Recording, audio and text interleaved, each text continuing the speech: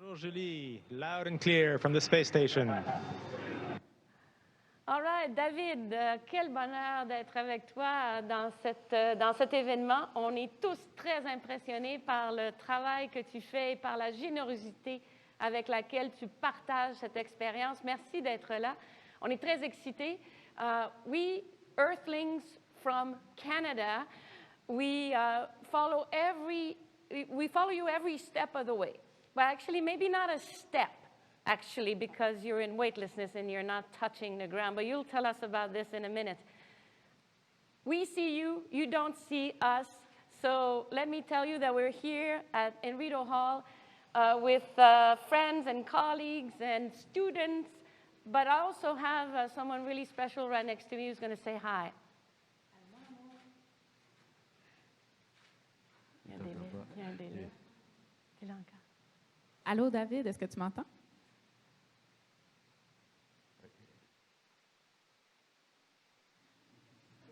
Il y a un délai. Bonjour, bonjour, comment ça va mon amour? Et puis, une autre personne très spéciale qui aimerait te dire bonjour, David. Voici le Premier ministre du Canada.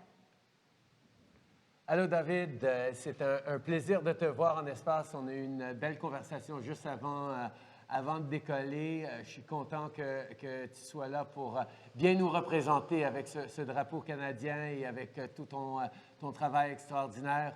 As you know, science is extraordinarily important to Canadians. It's important to this government. And our capacity to continue to be world-class in our contributions to science and to space is really important to me, to you, and I think to all Canadians.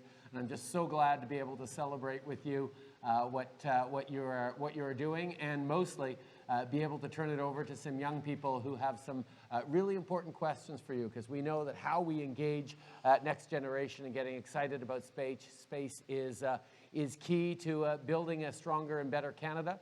So I'm going to turn it over right now to Finn, who has a question for you. You went through a lot of training and preparation to be ready for this mission, yet sometimes simulations cannot prepare you for every situation. Merci, Monsieur le Premier ministre. Was there an event that happened that you were surprised about, and how did you handle it? Il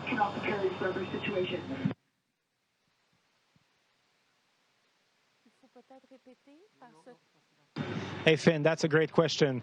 Yes, you're right. All you see at the tip of the iceberg here as I'm finally ready, and we say that astronauts, we kind of make our job look easy, but it's not easy. There's lots of training. And I think what was the most surprising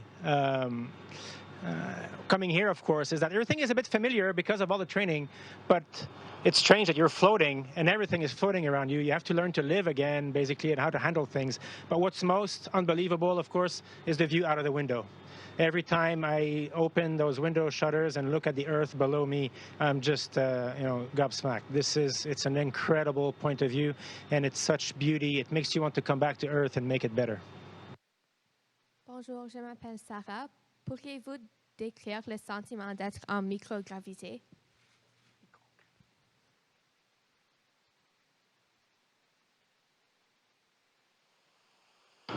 Bonjour Sarah. Bien, en fait, c'est un petit peu comme être dans une piscine peut-être. Tu vois, je peux me laisser flotter comme ça. Et voilà, je touche à rien. Pendant quelques semaines, on a un peu une drôle de sensation que notre estomac flotte à l'intérieur, un peu comme quand si tu sautes d'un très haut plongeon pendant que tu tombes, ce sentiment-là que tout remonte. Après, ça fait un peu une congestion parce que le sang remonte à la tête. Donc, il y a quelques sentiments étranges comme ça, mais c'est surtout le fait qu'on peut se déplacer en volant. C'est ça qui est vraiment incroyable. Hello, I'm Serena. How do you use creativity or artistic skills in space?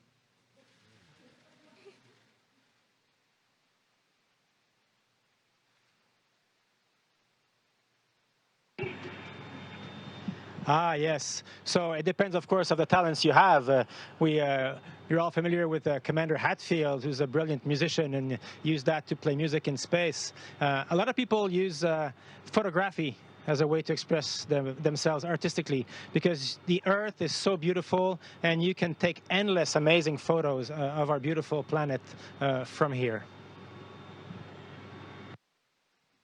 So hi, my name's Simon, and I was wondering, what are some of the coolest projects you're working on in space?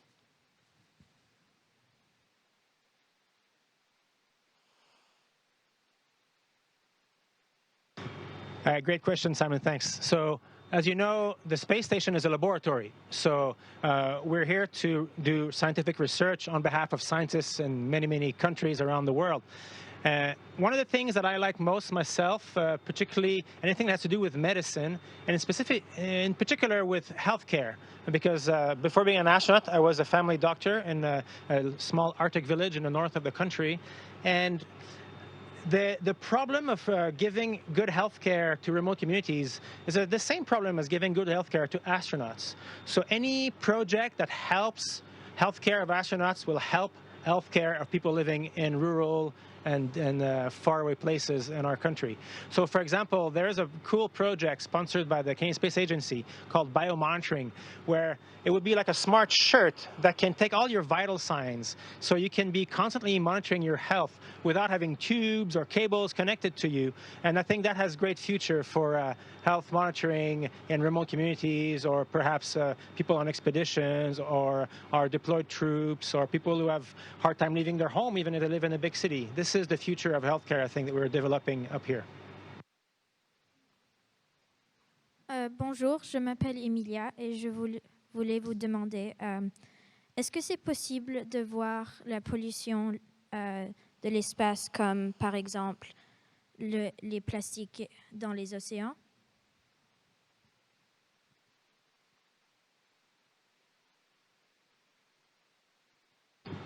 J'ai essayé de voir la mare de plastique dans l'océan, puis j'ai pas réussi à la voir, mais peut-être que je regarde plus attentivement. Mais en général, oui, on peut voir subtilement des effets de la pollution. Autour des grandes villes, on peut voir une espèce de smog. Et puis évidemment, on peut prendre des photographies, par exemple, des glaciers ou des icebergs ou des zones polaires, et comparer avec des vieilles photographies et voir que la fonte des glaces se propage. On peut voir l'effet de la déforestation, un autre effet de la main de l'homme. Donc il y a des effets subtils qu'on peut voir sur notre belle planète. Bonjour, je m'appelle Simon et ma question est, quelle sorte d'expérience ou recherche faites-vous dans l'espace?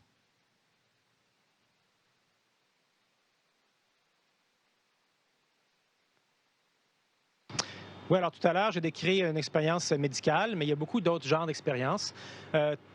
Par exemple, un peu plus tôt, je suis en train d'organiser notre jardin. On essaie de faire pousser des plantes dans l'espace pour pouvoir un jour se rendre sur Mars avec la nourriture qu'on va produire nous-mêmes, par exemple.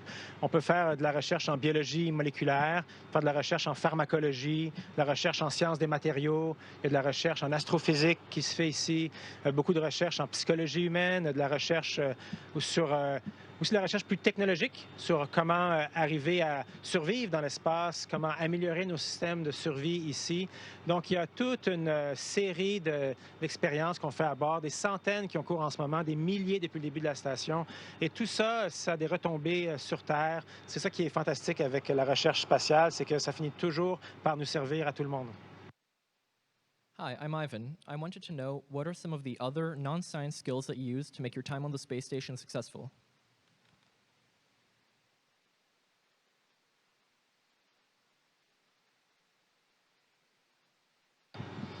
Good question. So, yeah, to be a successful crew member here, you need to have a pretty wide range of skills. You don't need to be the champion at anything, but you need to be reasonably good at mechanics, for example. I was just before this conference repairing our oxygen sensor. I feel like I was a plumber suddenly, or a mechanic working under a car, lots of bolts and pipes to remove, staying clean. You have to be good at the robotics. I'm just standing in front of the Canadian Robotics Workstation, so you have to be able to control Canadarm. You got to be able to use the spacesuit, or the big bulky white spacesuit, to do spacewalks. That requires strength and fine motor skills and a good memory and a sense of the big picture and be mechanically savvy. You have to be sometimes a biologist because we're doing experiments on cells. You have to be, of course, be able to speak, like to be a teacher, so you can share the experience with other people like I'm doing right now. Hello, my name is Jamie. You must have trained for a long time to be an astronaut. Was there any point that you thought that you weren't going to make it, or that something was too hard? And how did you overcome that?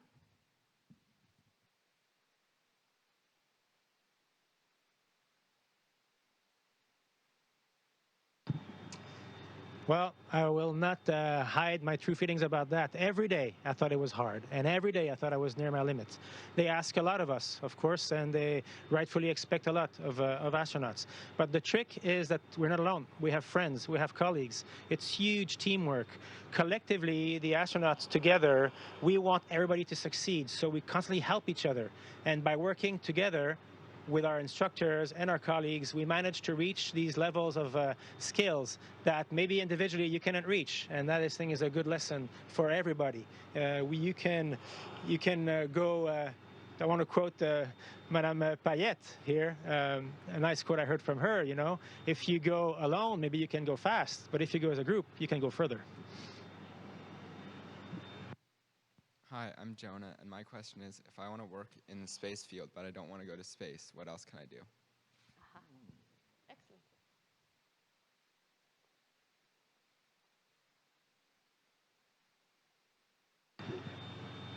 Wow, well, you know, the world is your oyster. The space sector is a hugely interesting field. Astronauts, you see me in space, but that is a tiny part of my career. I spent 10 years working in Mission Control Center and in training before that as a support for other crew members. And it is amazing the enthusiasm and intelligence that is buzzing around the space sector. It's an incredible field to work in. As an engineer, as a scientist, as a mathematician, as a planner, as a manager, there are so many ways to work in the space sector. And it is a booming sector of our economy with huge promises. So I think it's a good choice. Hi, my name is Vishal, and my question is, what is the funniest thing you have done in space?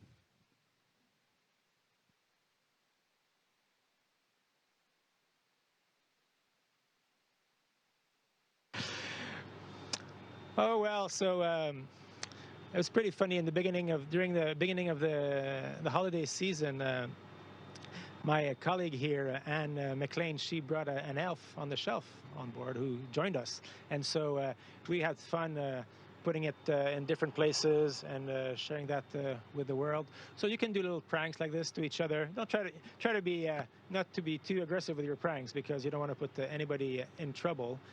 You can make surprise phone calls. That's something I love to do, and it's always well received. Hello, my name is Maria, and my question is, why is Canada's space program so important, and what are the benefits?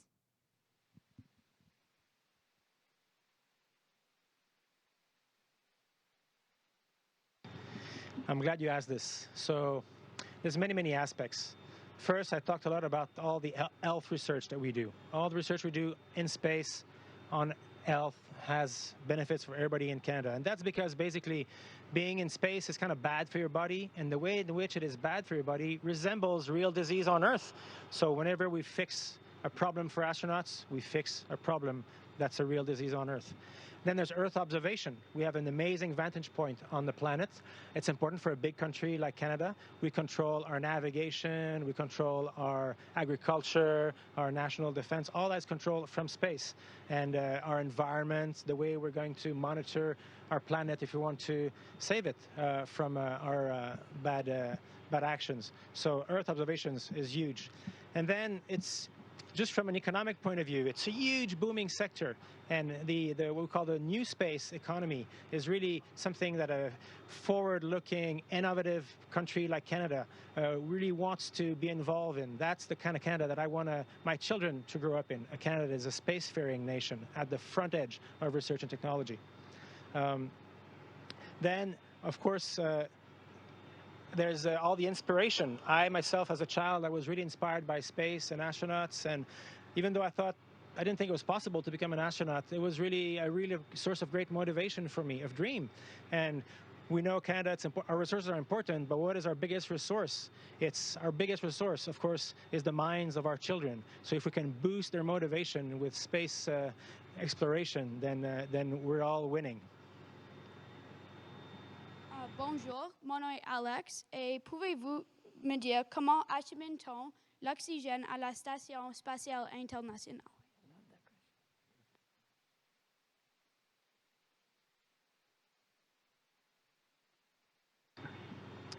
Alors, l'oxygène, en fait, on le fabrique à bord à partir de l'eau.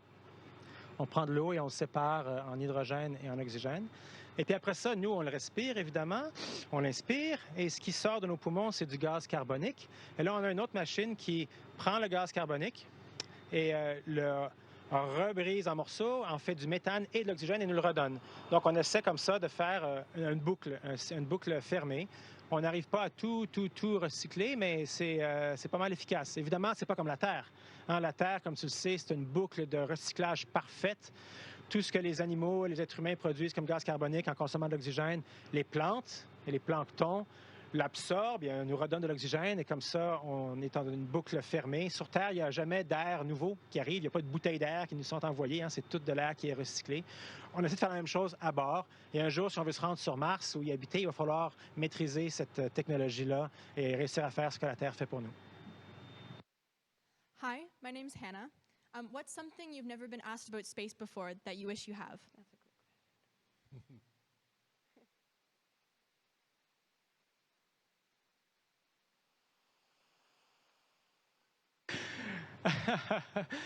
Yeah, something I asked myself actually before going was, wow, I hope it's worth all this trouble because it is a lot of trouble, you know? So the question maybe would be, is it really worth it? And the answer is yes, because it's fun to be here. It's gratifying because you know you're doing something really worthwhile. The view is unbelievable and really, really touching. It really changes my perspective on our planet and our species and our reason for living, really at a pretty deep level. And so I guess that's the question that we should ask. Is it worth it? And the answer is definitely yes. And it's definitely something worth it for Canada to pursue. Merci, David. I cannot tell you how much I concur to that last. We have a few more students here who had questions, but we are running out of time.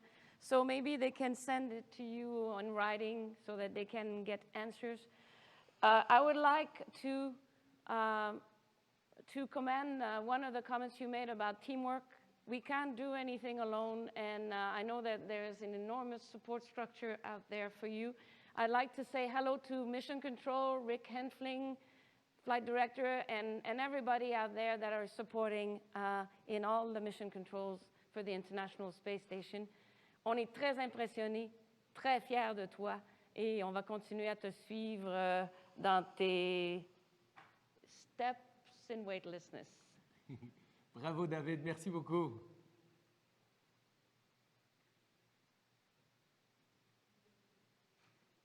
Allez, montre-nous quelques prouesses. Merci, Julie. Merci, Monsieur le Premier ministre. Merci tout le monde.